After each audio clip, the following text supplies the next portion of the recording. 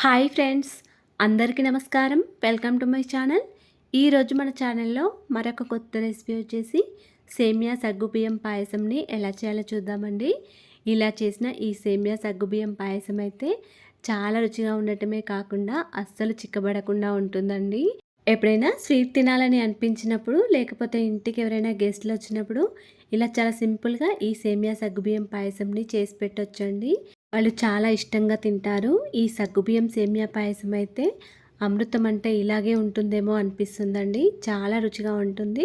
ఇలా మీరు కూడా ఒకసారి ట్రై చేసి చూడండి. అలాగే ఫ్రెండ్స్, వీడియోస్ని ఫస్ట్ టైం చూస్తున్నట్లయితే ప్లీజ్ మా ఛానల్ని సపోర్ట్ చేయండి. మరియు హై బటన్ని ప్రెస్ చేయండి ఫ్రెండ్స్.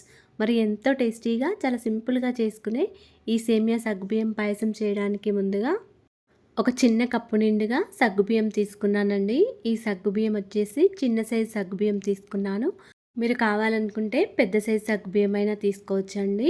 ఈ సగ్గుబియ్యంని 1-2 సార్లు శుభ్రంగా వాటర్తో కడుక్కొని తగినన్ని వాటర్ వేసుకొని నానబెట్టుకొని ఉంచుకోండి. వీటిని ఎక్కువసేపు నానబెట్టాల్సిన అవసరం లేదండి. మనం అప్పటికప్పుడు ఈ సగ్గుబియ్యం పాయసం చేసుకోవచ్చు. కొంచెం పెద్ద సైజు సగ్గుబియ్యం తీసుకున్నట్లయితే ఒక 1 అవర్ వరకు నానబెట్టుకొని ఉంచుకోండి. తర్వాత స్టవ్ ఆన్ చేసుకొని ఒక కడాయి పెట్టుకొని ఇందులోకి ఒక 2 టేబుల్ స్పూన్ల వరకు నెయ్యిని వేసుకోండి. నెయ్యి వేడైన తర్వాత కొన్ని జీడిపప్పు, కొన్ని బాదం పప్పు ముక్కలను వేసుకొని ఫ్రై చేసుకోండి. ఇవి స్టవ్ని సిమ్లో పెట్టుకుంటూ మంచిగా ఫ్రై చేసుకోవాలండి.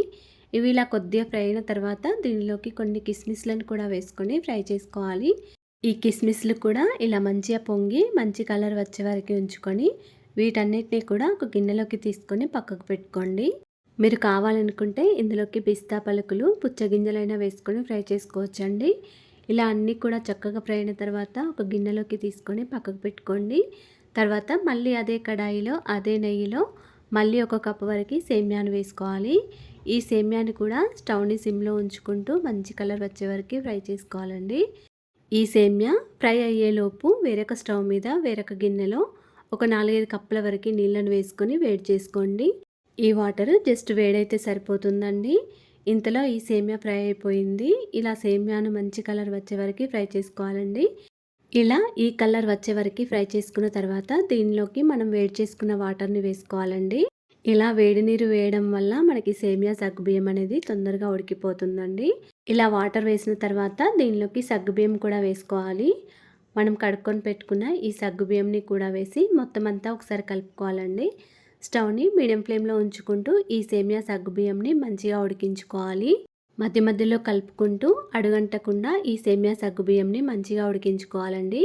ఒకవేళ సేమియా సగ్గుబియ్యం ఉడికేటప్పుడు వాటర్ ఏమైనా తక్కువగా అనిపిస్తే మళ్ళీ ఒక 2 కప్పుల వరకు లేదా 1 కప్పు వరకు వాటర్ వేసుకోవచ్చండి. ఇప్పుడు మనకి సేమియా సగ్గుబియ్యం మంచిగా ఉడికిపోయిందండి. ఇప్పుడు దీనిలోకి ఒక 4 కప్పుల వరకు పాలను వేసుకోవాలి. చిక్కటి పాలను వేసుకోండి. ఇలా చిక్కటి పాలు వేసుకుంటే మనకి సేమియా సగ్గుబియ్యం పాయసం అనేది చాలా రుచిగా ఉంటుందండి. ఇలా పాలను వేసిన తర్వాత మళ్ళీ మొత్తం అంతా ఒకసారి కలుపుకోండి. ఈ పాలను వేసేటప్పుడు కాచి చల్లార్చిన పాలు లేకపోతే పచ్చి పాలైనా వేసుకోవచ్చండి. ఇలా పాలను వేసి కలిపిన తర్వాత దీనిలోకి ఒక 2 కప్పుల వరకు చక్కెరను వేసుకొని మళ్ళీ మొత్తం అంతా ఒకసారి కలుపుకోవాలి. స్టవ్ని మీడియం టు హై ఫ్లేమ్లో ఉంచుకుంటూ ఈ పాయసము కొద్దిగా చిక్కబడే వరకు ఉంచుకుంటే సరిపోతుందండి. తర్వాత దీనిలోకి కొద్దిగా యాలకుల పొడి, 1 టీ స్పూన్ వరకు నెయ్యిని వేసుకొని మళ్ళీ మొత్తం అంతా ఒకసారి కలుపుకోవాలి. మనకి పాయసం అనేది ఈ విధంగా ఉంటే సరిపోతుందండి. ఈ పాయసము మనకి చల్లారిన కొద్దీ చిక్కబడుతుందండి. అందుకే ఇలా ఉంటే సరిపోతుంది. ఇప్పుడు దీనిలోకి మనం ఫ్రై చేసుకొని పెట్టుకున్న డ్రై ఫ్రూట్స్ అన్నీ కూడా వేసుకొని మొత్తం అంతా ఒకసారి కలుపుకోండి. తర్వాత స్టవ్ ఆఫ్ చేసుకోండి. ఈ పాయసంని చేసిన వెంటనే కాకుండా కొద్దిగా చల్లారిన తర్వాత తింటే చాలా రుచిగా ఉంటుందండి. ఇక్కడ నేను ఒక హాఫ్ అన్ అవర్ తర్వాత చూపిస్తున్నాను. ఒకవేళ మీకు పాయసం అనేది కొంచెం గట్టిగా అనిపిస్తే మరికొన్ని పాలు వేసుకొనైనా కలుపుకోవచ్చండి. అంతేనండి, ఎంతో టేస్టీగా చాలా సింపుల్గా చేసుకుని మనకి సేమియా సగ్గుబియ్యం పాయసం రెడీ అయిపోయింది. ఈ పాయసం అయితే చాలా రుచిగా ఉందండి. ఇలా మీరు కూడా ఒకసారి ట్రై చేసి చూడండి. అలాగే ఫ్రెండ్స్, మా ఛానల్ని ఇంతవరకు సబ్స్క్రైబ్ చేసుకోకపోతే సబ్స్క్రైబ్ చేసుకోండి.